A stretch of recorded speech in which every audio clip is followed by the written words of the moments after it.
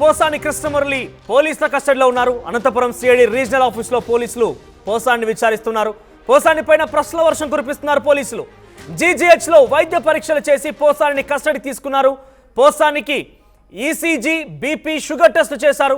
జలుబు దగ్గుతో బాధపడుతున్నారు పోసానికి మందులు ఇచ్చి మరి వైద్యులు అక్కడి నుంచి ఆయన్ని కస్టడీకి పంపించారు. సో ప్రెసెంట్ సిఐడి పోలీసుల కస్టడీలో ఉన్నారు. ప్రశ్నల వర్షంతో పోసాన్ని ఉక్కిరి బిక్కిరి చేస్తున్నారు పోలీసులు. మరి ఎటువంటి ప్రశ్నలు సంధిస్తున్నారు ఇంతకీ ఇప్పుడు అటు పోలీసుల కస్టడీలో ఉన్నటువంటి పోసాని పైన ఎటువంటి ప్రశ్నల వర్షం కురుస్తోంది? ఆయనని ఏ కేసులో సిఐడి పోలీసు అరెస్ట్ చేశారు? ఏం జరుగుతుంది? రెండు అప్డేట్స్ తెలుసుకునే ప్రయత్నం చేద్దాం. మా ప్రతినిధి రామారావు సిద్ధంగా ఉన్నారు. ఎస్ రామారావు, ఇంతకీ సిఐడి పోలీసులని ఏ కేసు విషయంలో కస్టడీలోకి తీసుకున్నారు? సిఐడి పోలీసులు ఆయన పైన ఎటువంటి ప్రశ్నల వర్షం కురిపిస్తున్నారు?